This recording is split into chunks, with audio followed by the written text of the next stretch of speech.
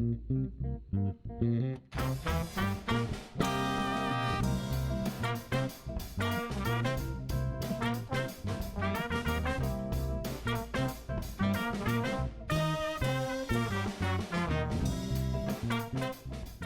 I'm Ted Haftagaber, founder and producer of Live Talks Los Angeles. Thanks for joining us. Since we started over a decade ago, we have brought you hundreds of conversations with storytellers, writers, actors, musicians, humorists, chefs, and thought leaders in business and science. You can watch and hear most of these in our YouTube channel and our podcast. For details, visit livetalksla.org. And now, here's the show you've tuned in to see.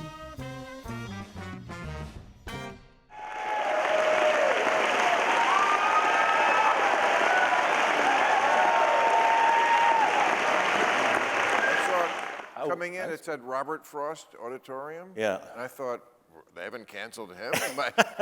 He must have done something. The last guy in America to keep his name on something. Yeah, well, when you write poems, nobody really cares. You can get away with anything in poems. He must have done something. Oh, yeah. Come on, if we dig hard enough, we can. Oh, absolutely. I can't believe this bastard's name is still on the building. It's coming down, believe me. What this comedian said will shock you. Number one on the bestseller list, guys. Congratulations, Bill. Thank you. I like, a lot of people miss the little arrow there. This is clickbait. I opened the book, nothing shocked me. Well, exactly. It's a joke on clickbait, but Yeah. I learned before, titles, they're a little like texting.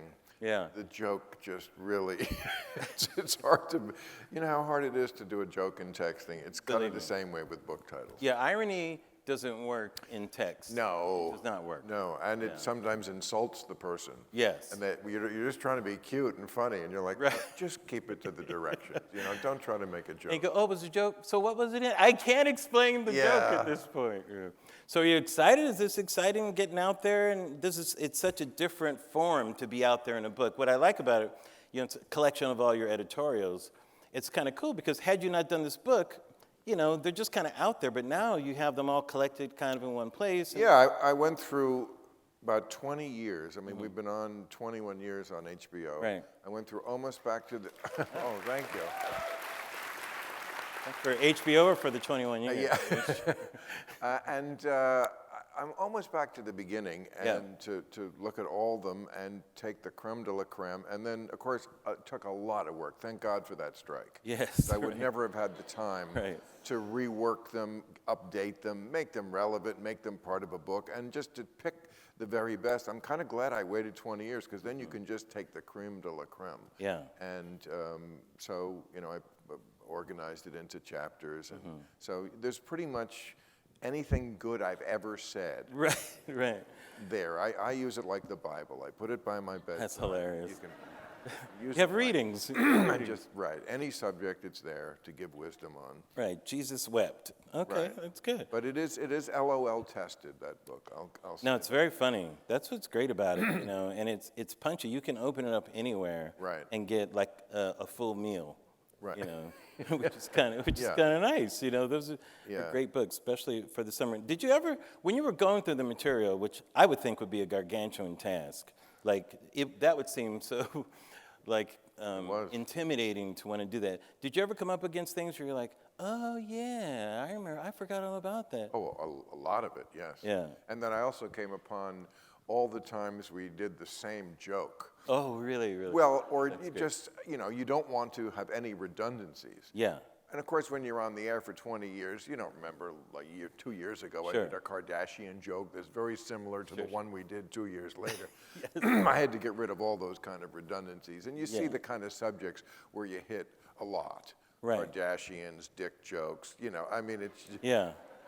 There are certain things that come up over and over again. But that's kind of what's interesting is that doing a late night show, sometimes certain joke forms get used a lot and that type of thing, because it's topical and that type of thing. But for the book, it's kind of, you want to get past the topicality of it. And so it kind of is, you want it to have more of a current feel, I guess, to where you're talking about events or current events. So how hard was that? Or what was your process like when you would take an editorial that was made for TV and say, this needs to be more prose. Like, how would you attack that? I mean, first thing you do is you take out all the pictures. Yeah, that would work. Because in TV, we've become used to, because the audience sort of demands it. It is a visual medium. Right. Although it certainly wasn't that way back in the day when Johnny Carson was doing it. He didn't put a picture next to every joke. Right. But now, when we're going over a new editorial, it's punctuated with pictures. There's something over my shoulder at almost every turn, a picture of this. Sometimes the picture is the joke. So I just have to say, well, it didn't happen to this guy. Picture of, Right. P. Diddy comes up, and whatever it is. Someone who's in the news, Yes. shall we say. Right. Whatever it is. And so that was first, but they're written in a literary form to begin with. I mean, I think that's one reason why I did this, and why I think people have been saying to me for so long, you should collect these in a book, because I spend all week, I probably spend 20 hours to do something on TV that lasts for 8 minutes. Yeah. Which is the writing, which is, as someone once said, writing is rewriting. That's really your favorite part of the show. That you Yes. really, you spend a lot of that week like salivating for that. That's my baby, this end of the show. Yeah. I mean, I rewrite everything else, but the writers write monologue jokes. I mean, I'm always amazed at how writers can crank out page after page of jokes. I mean, most of it is shit, but that's the process. You pick out the good stuff. Right. I probably read, I don't know, hundreds of monologue jokes to get 12 or 13. You did the same Absolutely, thing. You know yeah. the process as well. Oh, it's torture. But this has always been my baby. I mean, usually the idea for it is mine. Not always, but usually is. And I usually give the writers a template as to where I want to go. And then I put it together. This is the most personal part of the show for me. I'm probably going to stop doing stand-up after this year. I've done it for 40 years. I love it. I'll miss it. But I mean, it's. But this I never want to give up. Yeah. Writing the new, because it's new every week. Stand-up, you're basically telling the same jokes. It's always evolving, but it's, from Friday to Saturday, you're not doing a whole new act. But this is always challenging, and it's always up to the minute and up to date. I was very glad I was able to get some things that are very current in here. The 3 editorials Absolutely. I It's did surprising, post-October 7th Yeah, I saw that, about yeah. the situation in Israel are in there. Thank you. Well, one thing I love, as I go through this, and I've watched your show from the beginning. I was a big fan, am still a big fan, but Politically Incorrect, I was a huge fan of that too. And I loved even your transition to that, where this show has always felt more of your voice, where the other show, I felt you were letting other people talk, Well, a talk show host You know what should I mean. always let other people Yes. talk. Let's get that straight. But you know what I mean? Absolutely. It's really made for those Well, times. Yeah. this is a grown-up show, Yeah. real time. Politically Incorrect was fun, but it was Yeah. a half hour with 4 guests and commercials. There wasn't much time for any. How did anybody get time to talk? Yeah. And of course, to fill, so that's 20 seats a week. Yeah.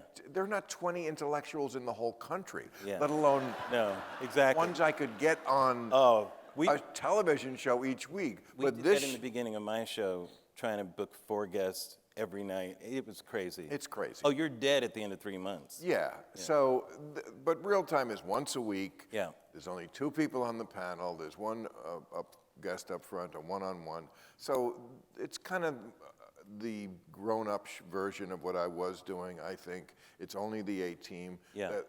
Politically Incorrect also is a show which we tried to mix celebrities with pundits and so forth. We don't really have many celebrities on real time. It's not for them. Once in a while. It's kind of evolved to that. There used to be We more. tried at the beginning a little bit more. You're Right. correct. Sometimes celebrities will come up to me and they say, I'm a fan of your show, but I don't think I should do it. And I always say to them, I don't think you should do it either. Right. I thought that was going to be the other way.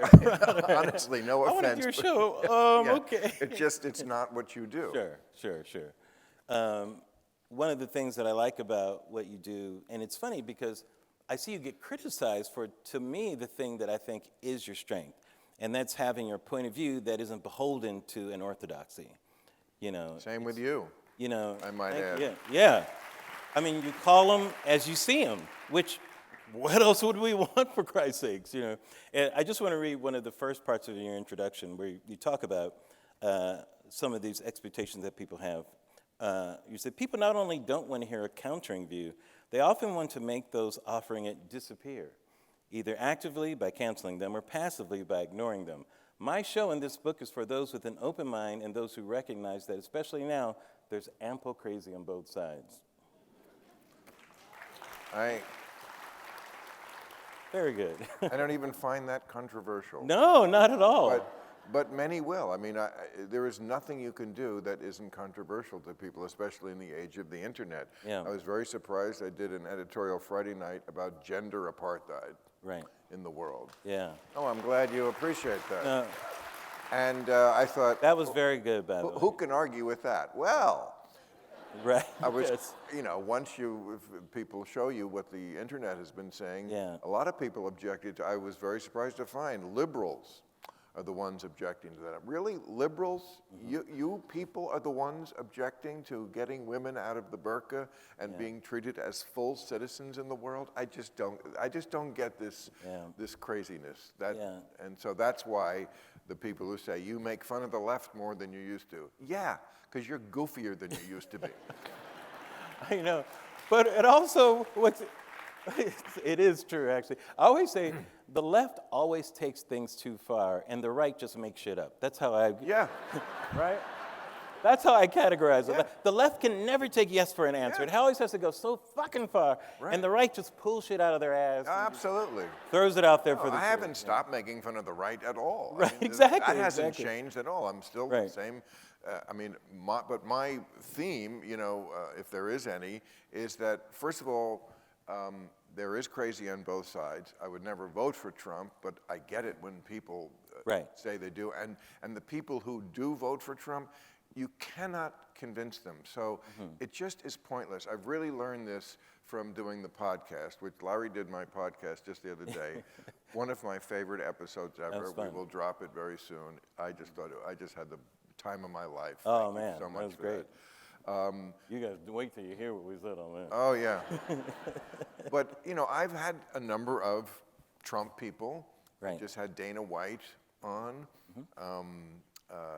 and Kid Rock, people who I'll talk to anybody. Yeah, you found. And it always gets to that moment where Trump comes up in some way, and suddenly it's like two dogs. And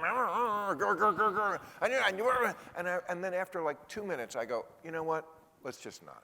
I'm never going to convince you. Yeah. And you're never going to convince me. And it's just stupid to try. It's like it's like saying to a gay man, what? You don't like pussy? Really? Really? It's just not going to work. You're going to have to try something else. So, you're just going to have to accept that this is a big country with lots of people who don't think like you. Right. And they were raised differently. They're different customs, different values, different influences.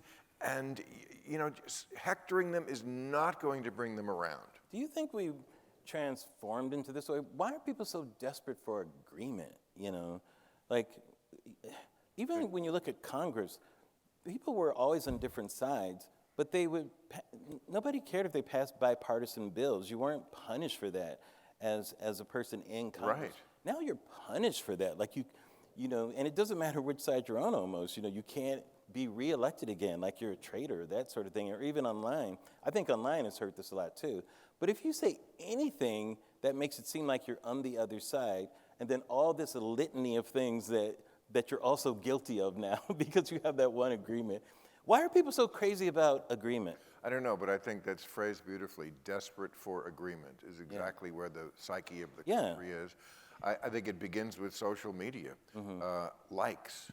Yeah. You have to like my lunch. To like it, yes. Like it. Like. If you don't like it, does it mean you don't like me? Yeah. Am I not good enough? I never want to do that. I never want to be that one. Likes.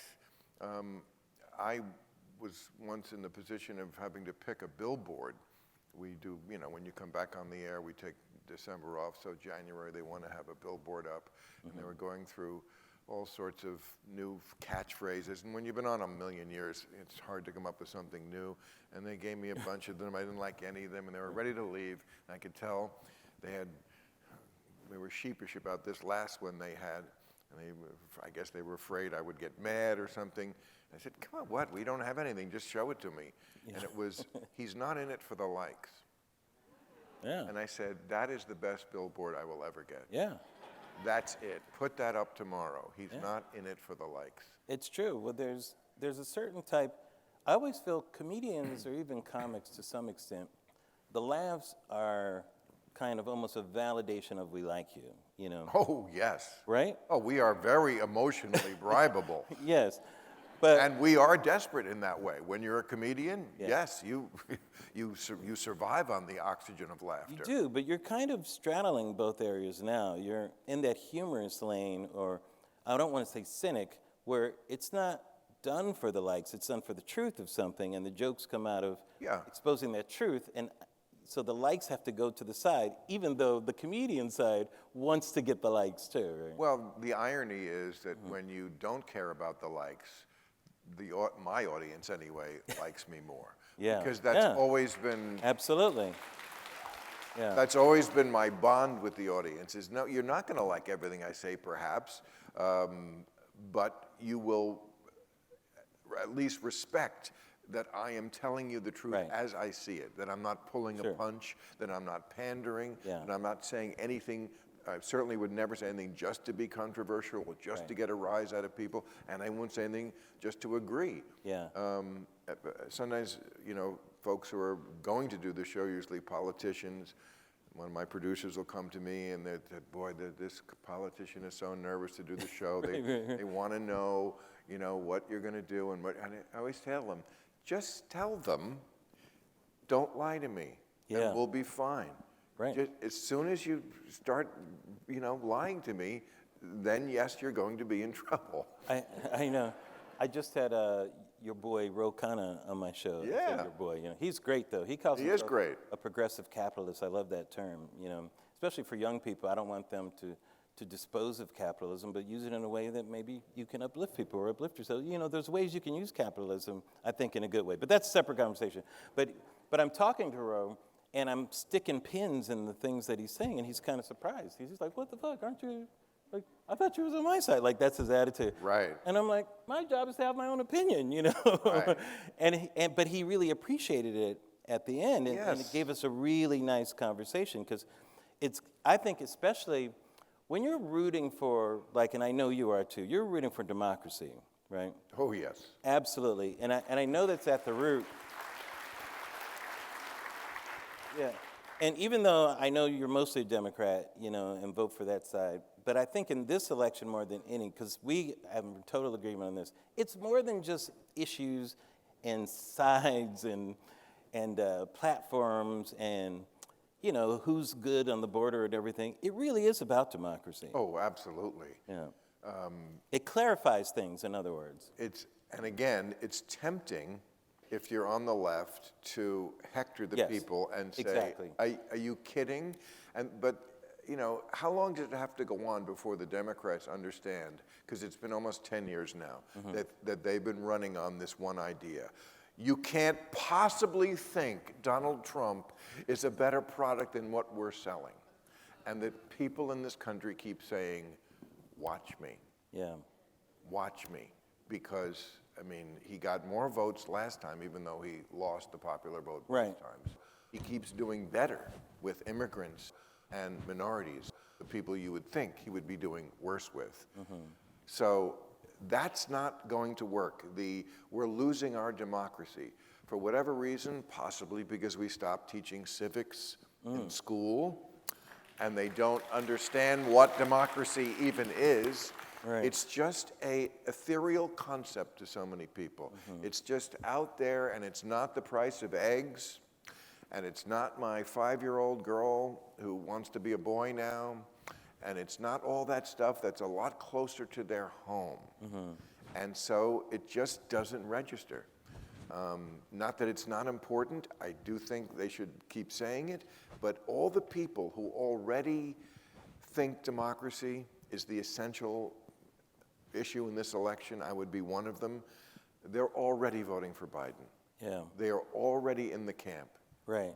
Yeah, this is such a weird election, because People that are voting for Biden are voting for democracy. People that are voting for Trump are voting against the left. Like they're voting for the guy who will stand up to the bully, the cultural bully. Correct. That is Trump. Don't you think so? Absolutely. It's all about that. Yeah.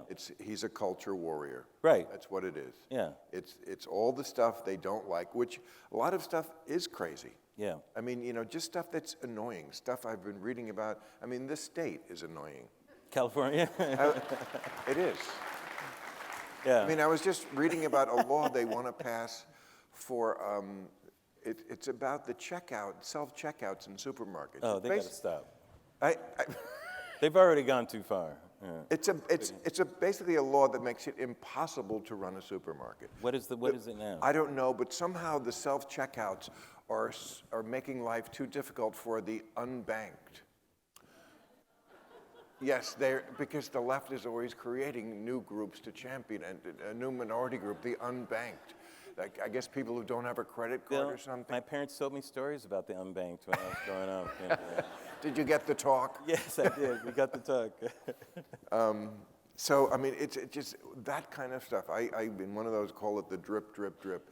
Every day you can read just crazy stories about stuff that's going on that has to do with identity politics and victim culture and oversensitivity and cancel culture and forcing ideas about race and gender on on children who can't spell yet. And, just ideas that are crazy, like you can, be healthy at any weight, and gender is only a social... Healthy at any wage, did you say? Weight. Oh, weight. Okay. Yeah. I thought this was the supermarket thing. Well, I mean, before Ozempic, that's what they were, no, it's true. I mean... do you think a lot of the excesses, I'll call, of maybe some of the good-intentioned things, especially on the left, does it come from having too much? Like, I always think, when you look at places of what's going on in the world, like, Ukraine is not having this conversation, Right. A lot of these conversations. When I see, like, the kids who are dying in, Gaza right now and some of the stuff that's happening, they are not having some of these, checkout counter conversations and that type of thing, or legislations, right? They're not talking about these things. Are we missing it as a culture? I mean, are we really missing a lot of the big picture of what's happening? And those are just two examples in a lot of the world right now. No perspective. If there's one thing this country is lacking more than anything else, it is any kind of perspective on who and where we are. This is actually the best time to be alive ever on Earth. It is for us, that's for sure. Yeah. Well, I mean, it just is. I mean, they just in the last 25 years, they have reduced what they used to call extreme poverty by about 80%. Right. Those are people who are living on $1 a day. That's fast disappearing in the world. I mean, that's like an amazing amount of progress. There's a great one, I think, in there called an essay called Progressivophobia. It's really Steven Pinker's term. Right. Progressivophobia. Why is the left so afraid of admitting progress? Because they're so full of their own virtue signaling. And if you say things are good, we shouldn't continue with, yes, of course we should continue. Of course there always needs more work to be done. But it's the product you're selling, progressives. It's in the name, progress. And we have made a lot of progress in gay, race, pot. I used to travel this country sweating bullets, paranoid that I was going to be arrested and knocked out by the dog who found this much pot that I was hiding under my nuts walking through the airport. And now I don't have to worry about it. Under your nuts. That's what I did. I would take this much and wrap it in Kleenex and put it under my nuts. That's amazing. And now I don't even, then for a while I looked up what states were medical versus what states were completely legal. Right. Now I don't even look it up anymore. I'm like, you know what? If they arrest me, they will be embarrassed. Now you can use that brain power for good instead of evil. Instead of evil, right. But it is amazing, to your point, that so many people come up to me if I'm out, oh, Bill, what are we going to do? Like, okay, you're at a nice restaurant. You look like you have nice clothes on. Right. You don't look like you were attacked on the way over. Right. Like, compared to what you're thinking in your head, your actual life is pretty fucking good. So just deal with the reality But first. is that part of it? It's kind of like what people call white guilt. Is it much guilt, where you have too much? So you have to be guilty about something. Well, we couldn't make progress in this area. We still have to fight. You have to have that enemy you're fighting against. Or is it political? Is it people still need funding for things, and they still need that pipeline of money coming through? So, of course, things aren't solved. We need some cash. Well, I mean... Which one is it, Bill?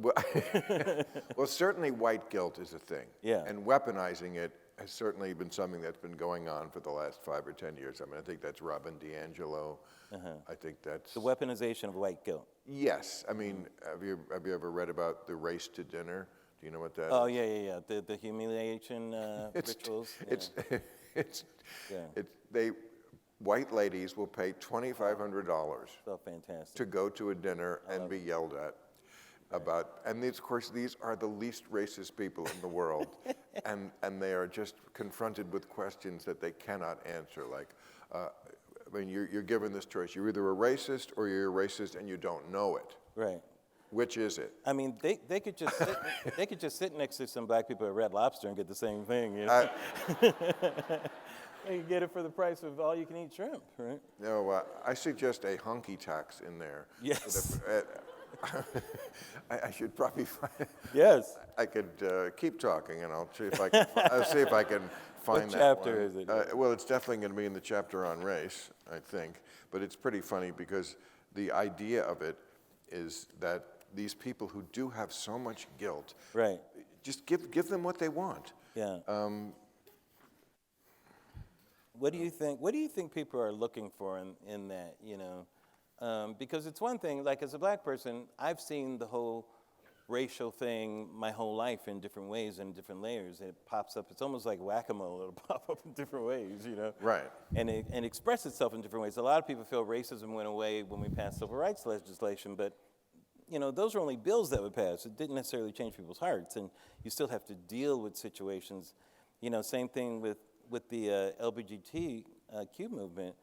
I mean, when you think about how gays had to live, how they had to live in the closet at the risk of going to fucking jail, for Christ's sake, just for being exposed about who you are, and the fact that you can get married now is an extraordinary level of progress, and absolutely we still have things to do, but I always hope that people don't forget those things at the same time too, and remember of those tough things that had to be done in order for people to get where they are. Yes, that's right? Again, all I'm asking is perspective. Yeah. And I did have a little feud with somebody because in one of these essays that I did on the air, I was talking about this, it probably was that one about progressophobia, and I was just citing certain statistics, like something like 94% of Americans now are cool with interracial marriage. Yeah. And in 1960, it was like 4%. Right. We've always been cool with interracial sex. It was just the marriage. That was always good. Exactly. But somebody said publicly, white supremacy has never been worse. And I just took that to task and said, right. You've got to be kidding. Worse than 100 years ago with the Tulsa race bombing when they destroyed the entire black section of the city? Worse than when Willie Mays and Diana Ross couldn't stay at the same hotel? Yeah. I mean, that happened in my lifetime. Right. I mean, things are just incredibly better. That doesn't mean we're done progressing. Right. And also white supremacy, it's never been appreciated for as big a swath over everything as it always had to. It didn't just express itself in hatred. It kind of expressed itself in just getting a hotel room or who somebody's going to help first, at the counter, or what doors you're allowed to walk in, things like that. It's real interesting when those things get dismantled. You see how it really reached every level of society and was just a given. Everybody believed in white supremacy at one point. Everybody. I mean, it's crazy. It was not controversial. It was not controversial. That's why I never want receipts to be destroyed. Like when people want to get rid of films like Birth of a Nation, I'm like, no. Yeah. Those are receipts. You need to know how people were treated back in the day. Right. How people were vilified and were not accepted in society. Don't get rid of stuff like that. This is how you teach people about these things that happen so they can appreciate where we are right now. So can I read the Yes, hunky tax? please, go ahead.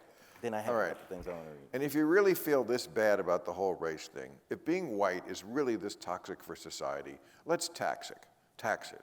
Let's tax whiteness, a hunky tax.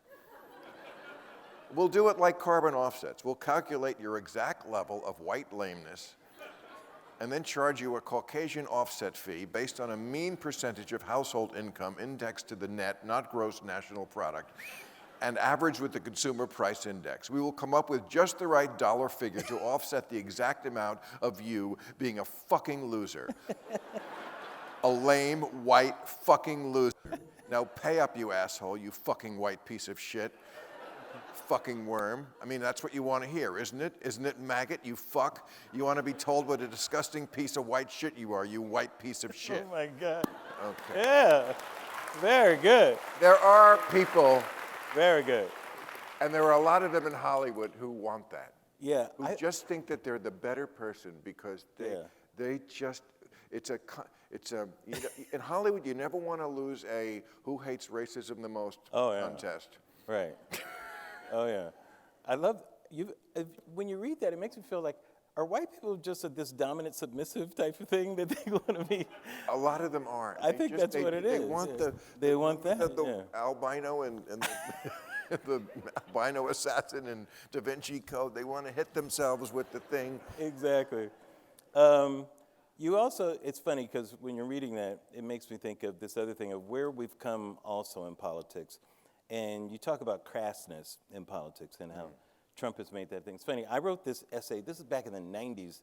I was just writing stuff for myself, and I called it The Rise of the Upper Crass, was how I called it. You know, it was when Roseanne spit at when she was doing the national anthem. Remember. Yeah, and I'm like, this is the rise of the upper crass is what we're seeing, where, That's funny. where crassness is going to be the elite group, you know. Right. And I loved your essay on crass warfare, and you do the State of the Union of how it's infected our politics. Because there's a price to be paid for that, right? When you call Obama a liar during the State of the Union, Yes. or language that Trump uses, I think the language that Trump uses with the press, very hurtful to our system and our society in just respect and discourse. He's done so much to damage just things like that. But I wanted to read this little excerpt. This is Bill's State of the Union, if this keeps going this way. This is just a little excerpt from About when it got dirty? Do you want to read it, or I'll read it? Yeah, no, I'd love to have you read it. Okay, so But you're talking about the it's one just a little excerpt from when it. they get dirty? Yeah. Because Trump started to say words like motherfucker. Exactly. Which nobody had ever said in Exactly. politics. I mean, I remember Right. it wasn't that long ago when George Bush was caught like off mic. Yes. Saying like he's an asshole. Right. That was a Right. big thing. Remember, and then Biden off mic. It's Yeah. a big fucking deal. And that Off was like, mic. oh, scandal. And then Trump was like, China, these motherfuckers. Yeah. Right. No. So I think what exactly. you're going to do is the State of the Union. The State of the Union, you're right. State of the Union. So this is a little excerpt. I have some stuff Where that we're going with I would like to, but there's one paragraph in here that's hilarious. Okay, maybe I'll read that today. Here with us tonight is Bob Guggins from Park Ridge, New Jersey. Oh, this is when they bring the people in the gallery. Yes, exactly, exactly. In the gallery tonight. Yes.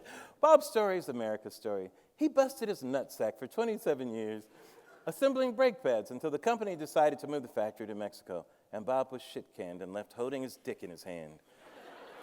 Which is why, if this Congress asks me to raise taxes, I'll say no. And if they push, I'll say no. And if they push again, I will say to them, lick my balls, no new taxes.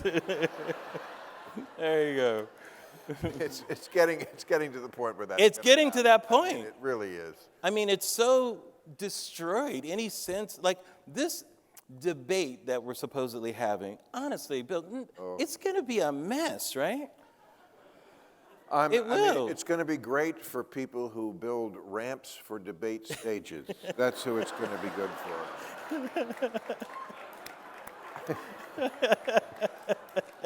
It'll be the first debate that's closed captioned for the participant. Yeah.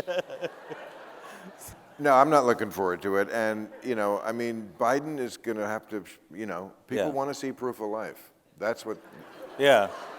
That's Proof what, of life. That's what this debate is going to be all about. Did you see the Wall Street Journal, I think today, did you see this headline where it's like, people have been saying, like, behind closed doors, Biden has not shown signs of being, all there. Behind closed doors?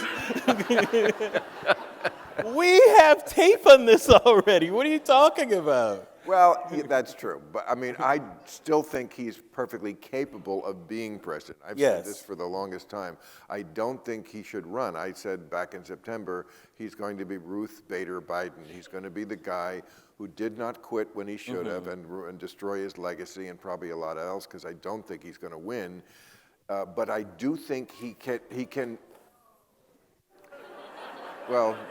He's down in the polls now by a lot, so we'll see. Things could change, but I do think he can do the job. The job is done in the quiet of the Oval Office. In the quiet of the Oval Office, I'm sure he's fine. He hasn't lost his marbles. He can still make good decisions, and he's basically made pretty good decisions. Basically, I certainly have quibbles, but there's nothing. And look at that enthusiasm. I know. What? No. How could you think he's not going to win within a reaction like that? But compare that to Trump arriving at the WCF, with standing ovation. Oh, I know. There's a cage match going on, Like, this is what Biden is up against, a guy arriving at a cage match. If this was 1840, he'd be fine when people don't see the guy running for president. In 1840, unless you were standing at the back of a train he was talking from, you didn't see William Henry Harrison. You didn't know what shape he was in to run for office. That's not the world we're living in anymore. This fucking Zachary Taylor, man, I don't know. Yeah, he looks so feeble, Zachary Taylor. But Biden you have to get out there on the trail. I mean, and usually it's a grueling process. I remember Clinton, who was 46 at the time. Yeah, he's so the last day he lost his voice, and he was still running around the country. If you will vote for me, I'll be your voice, even though I've lost mine now. Right. He was still hitting on women too. But Biden, running around the country doing that, it's just too grueling. He can't run. He can be president. I know you don't give them advice or whatever, but I think Biden needs some advice desperately right now, because the party needs something. There's a lot of young people who are very disenchanted with Biden for a number of reasons. It's not just what's happening overseas. Some of it's what's happening here. There are a lot of people who are checked out, And I've always said that, to me, the 2020 election, I call it a cynical election. And where someone wins because people are voting against something. That's what I call a cynical election. Right. Very hard to win cynical elections. Right. Very tough. Very unusual, too. If Trump wins this time, that is not a cynical election. If the cynicism would be against the left, because for Trump. Right. But Trump is the conquering hero for a lot of people. And imagine like if Obama lost in 2012 and he was running against Romney, and the Obama supporters thought the election was stolen, whether they were right or wrong. Right. But if they just believed that. Obama running in 2016 would have the largest turnout of people voting pro-Obama, not against the person. So that pro-Trump vote is a headwind to me. What can the Democrats do against that headwind? Because the anti-Trump vote isn't enough. Well, I criticize all the time for saying this, but I still think it's not too late to switch candidates. Really? Until. Wow. Well, it's the only way. First of all, it's a sure winner. I mean, James Carville has said this many times, and I think he's right. Any sort of centrist, 50-ish Democrat. Yeah. First of all, America loves new. We do. We like strange. Yeah. Yes. We love new. Right. And these two characters have been on this show for too many seasons. Long time. Yeah. We need a new character on this show. Yeah. Okay? We've loved them a long time. Too long. And until he actually accepts the nomination at the Democratic convention, I'm going to push for this. We have the debate before the convention this time. This never happened before. I mean, if he shits the bed on June... He literally could shit the bed. You realize that. Sorry. But No. I suggested they don't even talk at all and just have a pee holding contest. Whoever can hold the pee longest. That would be great. Now we're talking. I don't need to hear them talk. I know exactly what both of them This are is what gonna America say. wants, Bill. I agree.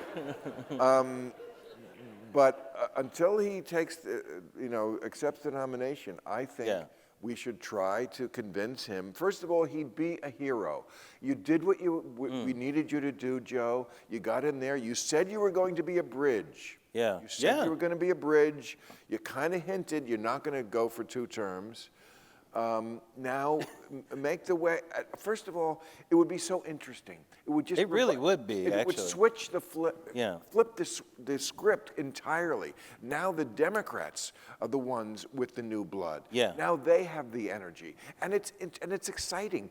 If it was open to the convention, there's no rule that it couldn't be done at the convention. That's how they used to do it. Exactly. And it's in Chicago, where Democratic conventions always are fun. 1968. Okay. And 96. Okay. Yes, that's true. Yes. And, Gavin Newsom and Gretchen Whitmer and like all the, Pete Buttigieg and Kamala Harris, and let them all get in there and make their case. It would be fantastic. Biden goes walking back in. No, you were leaving. You're not in here. It would be fascinating, and it would be something new to talk about and write about, and there wouldn't be a million things about the guys, whoever the candidates was, passed, which is always bad for the candidate. Yeah. When Obama ran, they said, oh my God, you've only been a senator for a year or whatever it was. And he said, exactly. That's what's good. They don't have a whole long track record of mine to pick apart, and he was right. If Chris Christie had done that in 2012 when they wanted him, he probably would have been president. I agree with you on that. He had a lot of support from the Republicans at that point. But you're right, America likes new, and I agree that we need to shake it up. I wish he had done this a year ago, though. Of course. Seated the field, it would have been great. But my concern is that when I brought up 1968, because it does seem like there's some parallels. Lyndon Johnson passed some of those amazing legislation of almost any president. Yeah. He and Teddy Roosevelt, like right up there, and FDR, probably in terms of how much legislation they passed, exhaustive. And yet, because of Vietnam, his own party was divided on that, And, looking back, he's facing that headwind, which he ended up dropping out when these people started running against him, because it was a little different then, too. You didn't get that automatic bid. Well, you had a Bobby Kennedy then, too. Exactly. It's pretty weird, isn't it? He had a lot of people from the left who were coming at him, which was interesting. Even McGovern then was thinking Muskie was one of the people around then, too, And then you had the Dixiecrats like Wallace, who was a Democrat. Right. The Democrat Party was crazy. It was the wild, wild west back then. But that energy, I agree with you, get some youthful energy in there and come up with some ideas. I feel the party needs to lead. Get out there and lead people, and don't act like it's an against vote, Like, let's get on this train and let's go. Yeah, because, they just, and lots of people say to me, don't say anything bad about Biden, because, I thought you don't want Trump to win. I don't want Trump to win. Well, but if you say stuff bad about, oh, please. Like if I didn't, they wouldn't notice. Right. Boy, did you hear what Bill said the other night? Yeah. Is Biden feeble? I hadn't heard that. Right. I didn't see that. He's apparently an elderly guy. We just it missed doesn't it. matter. Yeah. So the Democrats just look like we're phonies. Yeah. Because we're like, nothing to see here with Joe Biden, nothing to see. Yeah. And the problem with Trump is that even though he's almost as old, he doesn't present as old. Right. When you look at a human being, you just in a split second, you make decisions about them, not even consciously. Mm-hmm. Dr. Joyce Brothers used to say that within 7 seconds, well, she didn't say it this way, but what she meant was, within 7 seconds, you know if you want to fuck them. Dr. Joyce Brothers said this. And I used to think, you need 7? Right. But it's like that. You just make a snap judgment in some part of your lizard brain. Yeah. This guy's old, and Biden just presents as old. And Trump, I always say it, he's like Kiss. He puts on the wig and the face paint, and it's always 1976 again. Yeah. Yeah. And he's angry. Angry reads as not old. It's at least energetic. Right. And so does insanity. Insanity is the thing. He's insane. Insane has no age. It does not. Right. But it doesn't read as old. Yeah. And there's no issues anymore in this campaign. Mm-hmm. It's just Trump's a criminal, Biden's a cadaver, that's the election. I know. That's where we are. It's true. You know, even though you get criticized for going after the left, you're not appreciated enough for going after the right, too. And one of the ways, one of my favorite things in here, too, is, and I've always hated this also, where one of the worst things I think a lot of people on the right have done, they've heralded ignorance. Yes. Where they've made ignorance as a badge of honor. You know, as Sidney Poitier said in a movie once, you know, you're wearing your ignorance on your sleeve like a badge of honor. You know? Yes. And to me, that's been a horrible movement on the right culturally. It's not just politically, it's a cultural movement of celebrating ignorance, and thumbing their nose at excellence, you know, trading the word elite really for excellence, you know, and now it's elitist. No, we're talking about excellence here.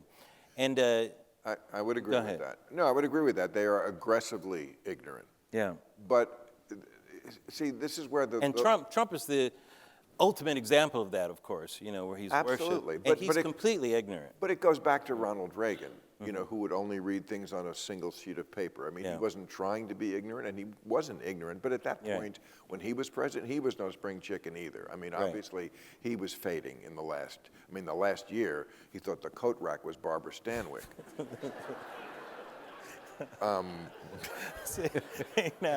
Now, Bill. What? It's true. But George Bush, I mean, they're the big picture guys. That was Bush, you know, after we were attacked on 9/11. War! Where? I don't know. I'm not a detail guy. Just attack somebody, you know. I mean, that was kind of that's how we do it in Texas, you know. Right. It was.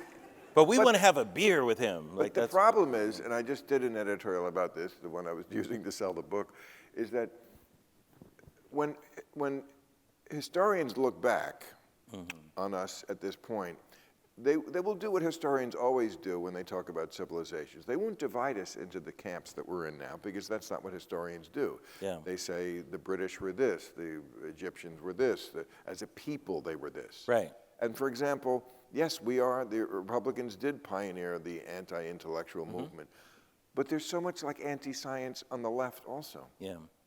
You know, medical schools, you can get in trouble if you say pregnant woman. You have to pretend that every child born could, even if they had born with a penis, be someone who is just as likely to have a baby. Okay, that's fucking stupid. Right. So, like, and some of the stuff we did with COVID, you know, there's just, the left would do itself a lot of favors by not giving them that ammunition, you know? Well, so that you don't believe in global warming, yes, and you think men can get pregnant. Yeah. You know, and then it's a push.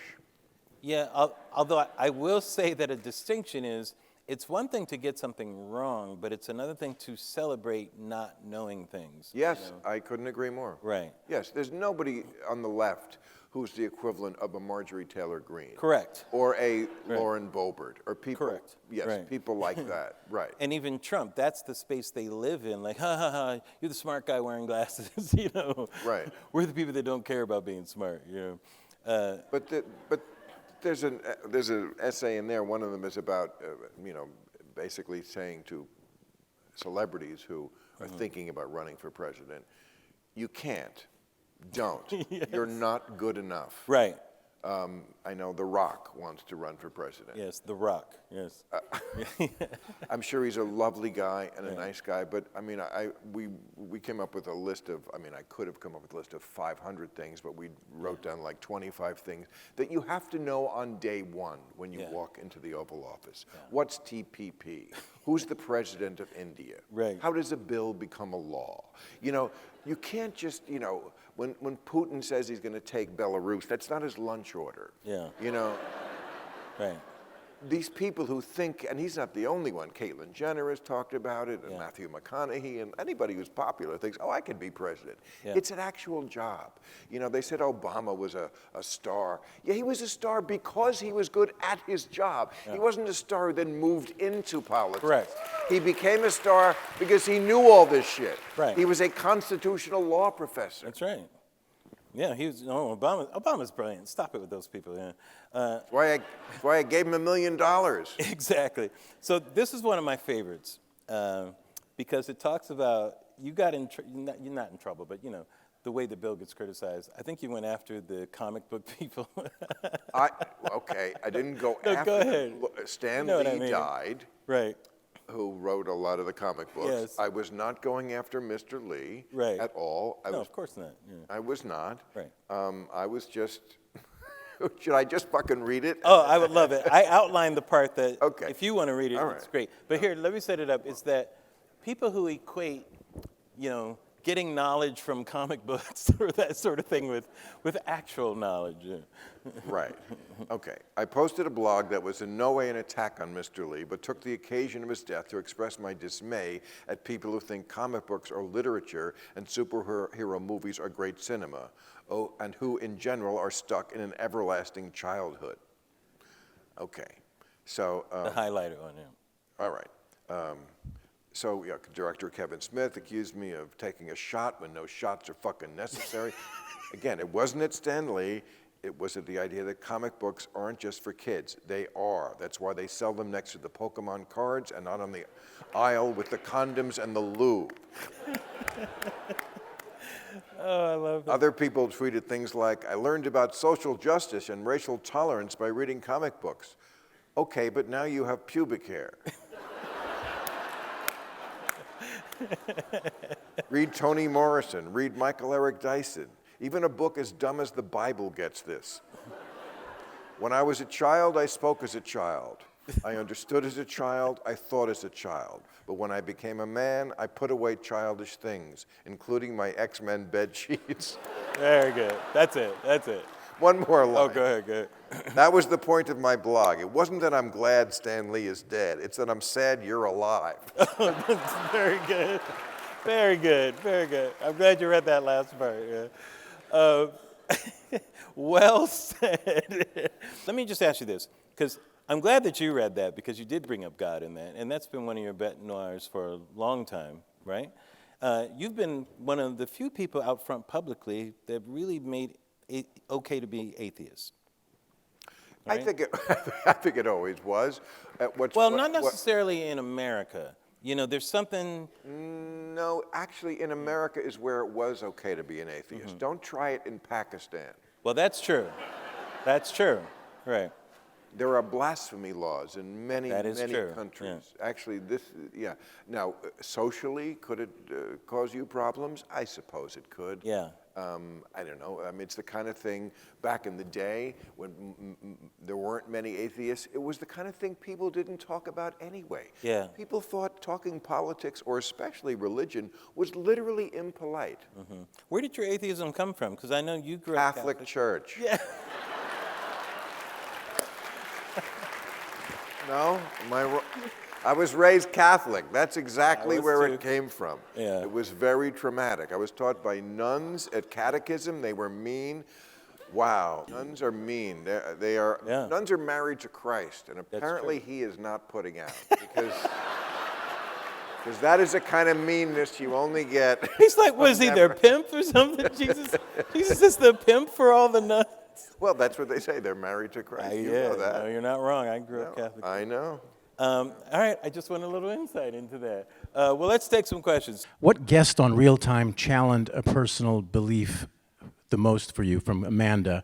And a similar question is, what issue have you changed your mind about the most over the years, from Milo? A guest that challenged me, that's a good question that I have to think about more. I can't give you an answer right off the top of my head, and I also don't love talking about the guests after they've left the show. Yeah. Because have you evolved over a certain issue over the years? I would say guns. Really? Yeah, I would say before, I would just swallow what the, boilerplate of the left was about guns. I think I have a much more nuanced view of it, and I also think that it's something that look, we have a gun problem in this country, no doubt about it. But the problem of mass shootings and so forth is a problem not just of too many guns, but other things. And to think that you can change it with just getting rid of guns, which you could never do. This is the gun country. It's the one country that has a Second Amendment. You could never take the guns away from all the people who have them. Right. This is what they go more bananas about than anything. That's a country of Elmer Fudd's, yeah. Right. Yeah. But it's also a leveler.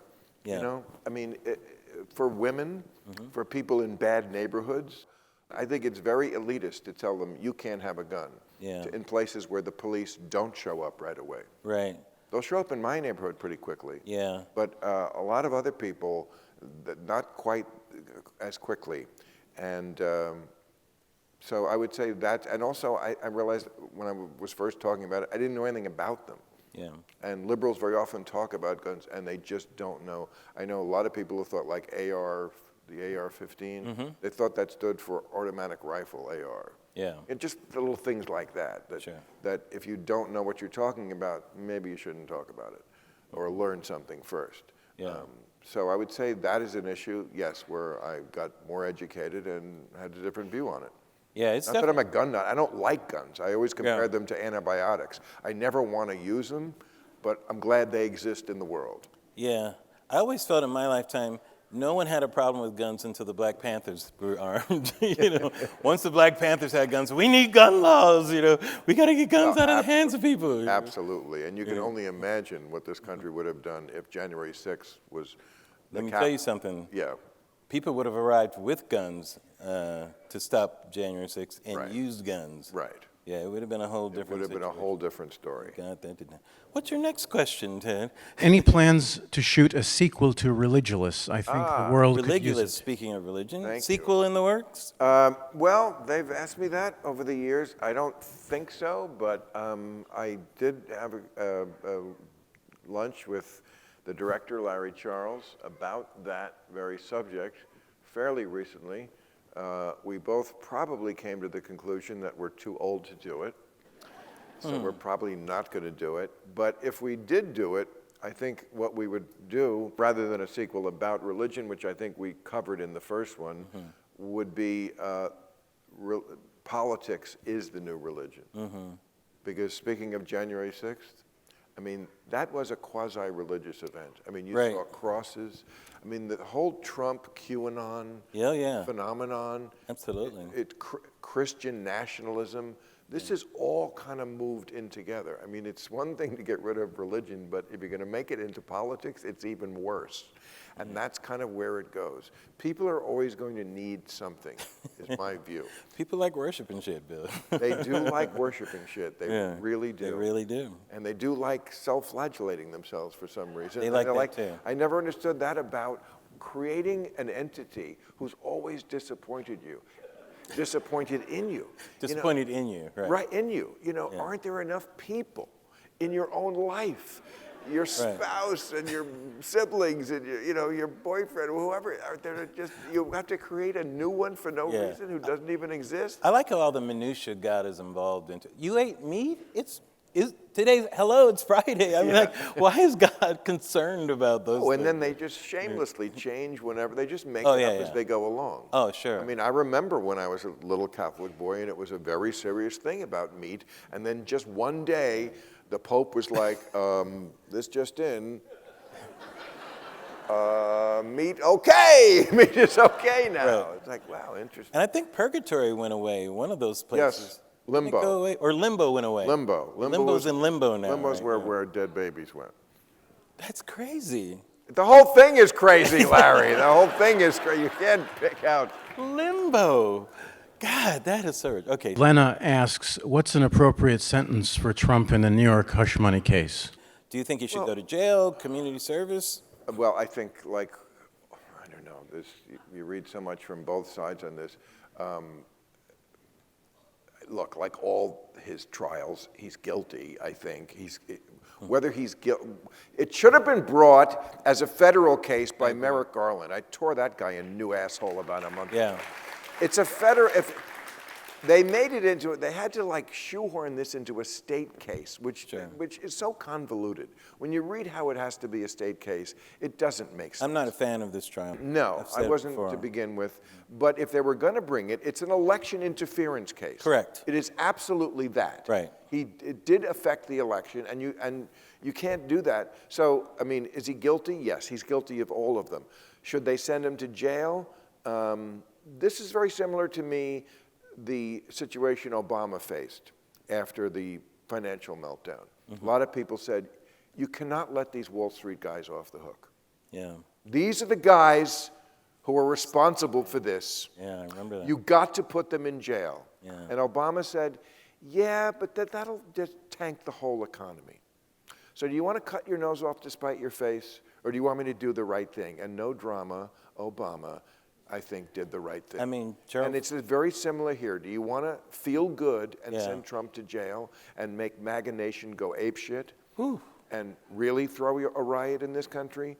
I don't. I mean, Bill, I made jokes last year that Trump could become president while behind bars. He could. And that shit could be true. He could. Yes. He could run the world from house arrest. Like a mob boss, like a real mob boss. Like he's Gotti or something. Like Paulie in Goodfellas. Yes. You know, where you're that kind of cell where you're in the bathrobe and I almost kind of want to see that happen. I would love to see it happen. But it would be right. Part of me is like, oh man, that would be. It would so be weird. house arrest at Mar-a-Lago is what it would be. I mean, Maybe it wouldn't. It's not that much weirder than his first term. Was super weird in a million ways. Yeah, except we were the ones in prison during that one. Right. Why do you think that liberals are unable to spin their message the way conservatives do successfully, and will they ever be able to adapt? Rob and Caroline are asking that. Yeah, that's a good question. Yeah. They don't sell themselves very well. Liberals and messaging. Messaging, and also, like with the economy, it's that same thing we were talking about before about the guilt. Yeah. Like, if Trump had this economy, he would be blasting it from the rooftops every day. Absolutely. We came back better from the pandemic than any other country in this world. The stock market is at record highs. Unemployment is practically at record lows. What do you want? And yet the Democrats don't want to ever say things are going good because that person comes along and says, well, what about the people who are left behind? Exactly. We're working on it. We don't forget about them. But the Republicans are not afraid to brag, and the Democrats are afraid to brag because they're going to be forgetting about the poor people who are left behind. I know. You know what? You got to look at the big picture. And they just don't do it. Yeah, they always turn like Biden into Droopy the dog at the end of the day. You know, like, would you believe the economy's doing good? I'm the hero.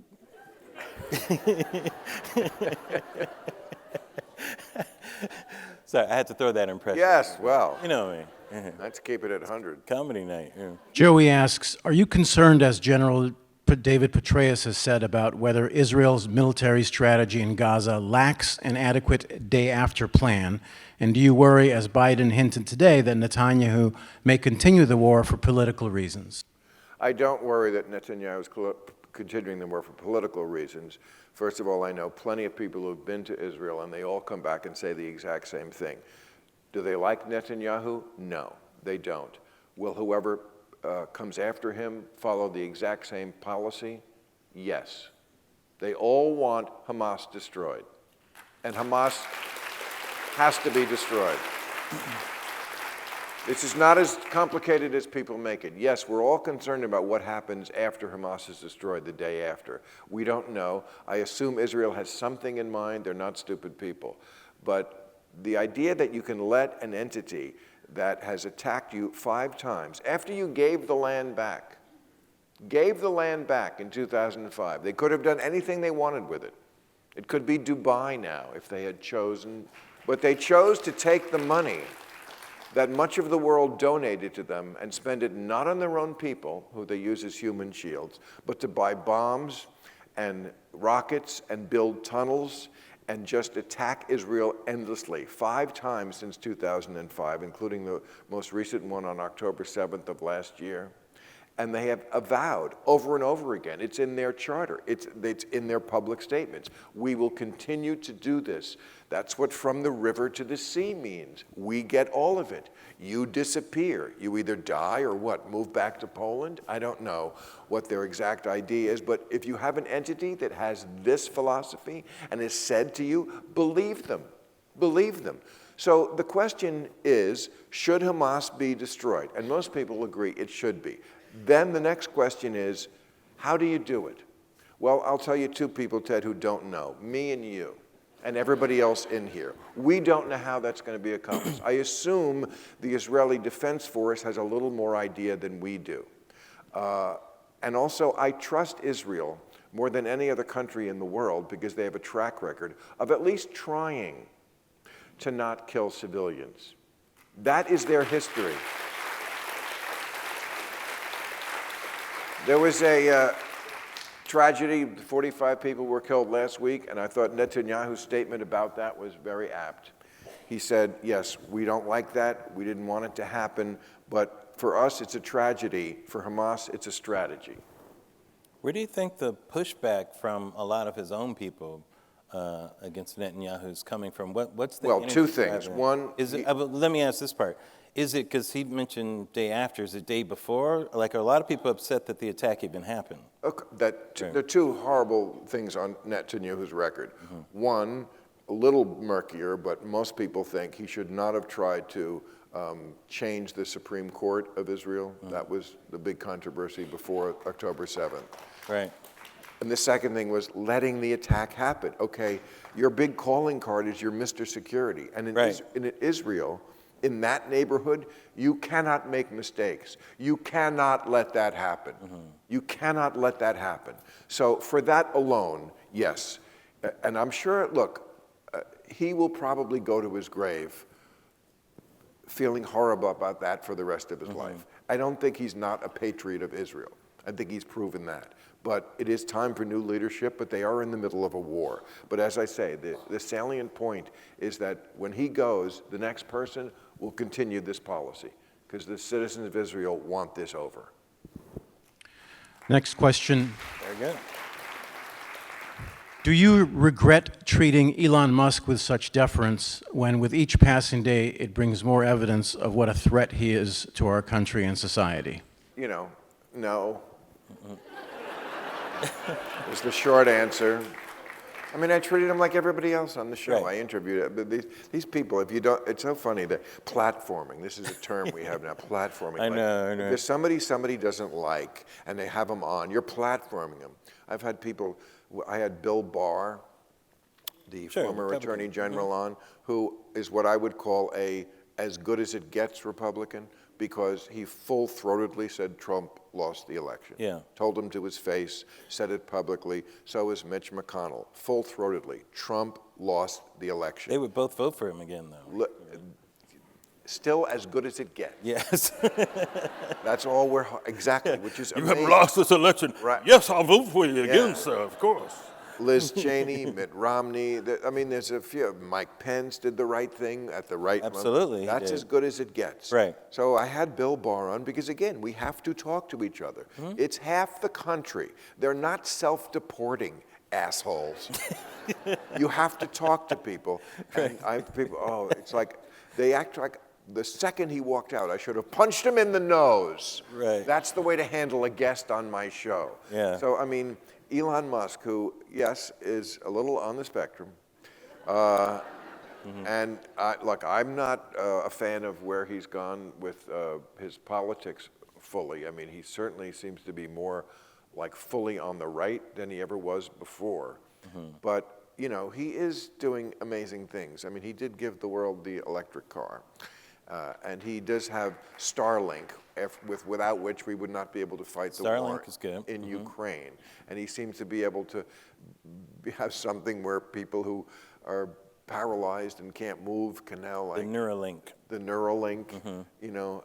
So, look, we're probably going to need some genius to figure out global warming when it gets so bad that we're all, you know, and I don't want it to be to go to Mars. I ain't going to Mars. I don't get that whole thing about Mars. I've told them that. Yeah, I don't want to go to Mars. Yeah, we've been put on ships and taken to another place before, so we're not. Yeah. We're not looking to do that again. Anytime. Well, I think you'd be fighting to get on those ships. Because it's if this not enough heating on Mars. If this world is so fucked that we have to go to Mars, Yeah. then they're going to be fighting to get on the ships. Well, the fact that this place would be like Mars, that's the whole point. Well, you go to the same place. I mean, there's a funny one in there about this. I mean, Yeah. about Mars, and just the idea that how bad would Earth have to get to be worse than a place that has no air, and it's 270 degrees below zero, with radiation on the surface, so you have to live underground, and giant dust storms that last 6 months. Yeah. See, I have a different opinion about this. I think it's amazing how much humans think they're going to outlive Earth. You know, it's amazing to me. Earth is like, motherfuckers, I've been here 3.5 billion years. You guys have been here like a million? No, the planet will be here, but who exactly. cares? Who cares? Well, that's my point. I don't care about the planet. I care about me on the planet. Yes, exactly. I care about my ability to survive. Earth is like, I'm not going to be like Mars. You might be gone, but Earth going to be okay. You know? But again, it's one of those things. And look, I fully believe global warming is an emergency and have for decades. But it's another one of those things when people come up to me and say, "Oh, Bill, oh my God!" I'm like, "Shut the fuck up! It's a beautiful day." Right. And it's just not here yet. So shut the fuck up with your warming versus alarming. Yes, go ahead. Bill, how much longer is this going after college presidents and universities going to go on for? Until they stop being stupid, I would guess. I mean, you mean the whole Congress thing? Is that what he's talking about? No, right. Universities. He's talking about colleges. We're talking about these ignorance factories like Harvard. I mean, if ignorance was a disease, Harvard Yard would be the Wuhan wet market. Or the lab. And again, like for the people who say, you know, you've changed. I didn't change. The left changed. The idea that there would be kids protesting for this terrorist organization, Hamas, that's just crazy to me. I mean, it's like if they were around on 9/11, they'd be rooting for the planes. Yeah. Well, a lot of that comes from this country really hasn't been attacked outside of Pearl Harbor and 9/11. People haven't experienced what many people in the rest of the world have, and that's being attacked on your own soil. Your way of life being threatened directly. Directly. Not indirectly, but directly. Right. Once that is a part of your life, you view things with a little more humility, a little more reality, you know, and you just have different opinions about how the world works. Yes, we love to throw around that term existential.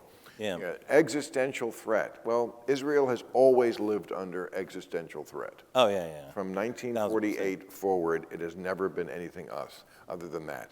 And these kids who are out there from the river to the sea and Intifada, if they had to live in Gaza, and I don't mean today in Gaza with the war, I mean Gaza pre-war, just as Gaza really is, if they had to live there one day, they would go screaming and begging to live in Tel Aviv, where they would encounter a society much more like the one they're familiar with. Yeah. And the final question comes from Amina, who says, with Anthony Fauci coming to Live Talks LA, what question might you ask him? Well, look, I'm never been an anti-Fauci guy. I know people think, I don't understand that whole thing that they... People think you're anti-Fauci? Well, I am definitely anti some of the ways we treated we conducted ourselves dealt with during COVID politically. COVID, right. Mm-hmm. And I am definitely a medical skeptic more than most people are. I am not a big fan of the way Western medicine basically conducts itself. No, I am thrilled that we have antibiotics. I'm thrilled that we have a lot of the stuff that the pharmaceutical industry comes up with, but we treat health in this country, I think, ass backwards. We don't try to be preventative. Everything has to be either surgery or pharmaceuticals. Yeah. It's just not the way I want to treat myself, and I don't like being told what to do as far as health matters go, because I don't think they know a hell of a lot. I think doctors have a God complex. But I think I can prove that they don't deserve it because what do they say the first thing when you get anything that's complicated at all? Get a second opinion. Well, what does that tell you? One, it's an opinion. And two, you need a second one. Yeah. They have been wrong about a lot. I'm not saying that's because they're corrupt, although there's also that. The Sackler family was fined $8 billion for selling opioids when they knew they were hooking people and killing people. So don't tell me that it's not beyond them. But generally, I think the vaccine was a lifesaver for millions of people. Millions of people would be dead without it. Mm-hmm. But I was not one of them. I would not have been dead without it. Mm-hmm. Now, there are some things that might come along, pathogens, where I would fight you for the vaccine. Right. But don't tell me to put it into my body if I didn't want it. I took one for the team because I had to, because otherwise they wouldn't have even let me near my studio to do my show. I wouldn't have been going on the road, but I didn't want it and I didn't need it. Now that may change, but it should be my decision with my doctors, my medical, what I know about medicine. Yeah. I mean, Obama said, if you like your doctor, you can keep your doctor. Well, what good is that if I can't follow his advice? Yeah, it really pointed out some of the stark differences in just people's basic beliefs of the role of government, and it came out during COVID, where the left was comfortable with the government just being in charge. Right. You know, and the right was more concerned with the liberty of the individual. In charge of what is probably one of the most personal parts of your life, your own health. But about Fauci, I would just say, go ahead. I never thought he was a bad guy. You know, I think he was a guy who was in government for a very long time. Yeah. I think you're ideologically captured to a degree when you're a bureaucrat for that long. But I don't think he's a bad guy. I think he was trying to do his best. And certainly at the beginning of that, we were kind of in crisis mode. Yeah. So to go after him because, oh, you know what, he didn't know it was 6 feet distance, or, you know, the masks, or, you know, he wasn't.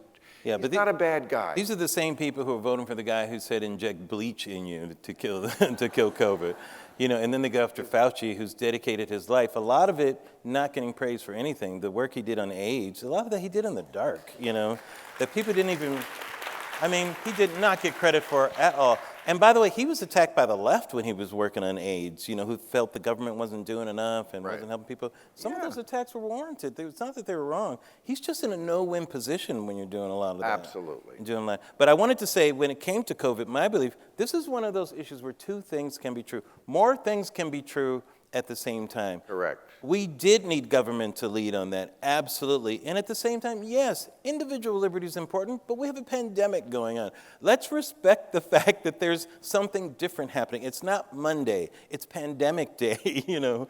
And a lot of people on the right did not respect that we were going through a pandemic. They were acting like it was just Friday and a couple of people had the flu, and that was not the case.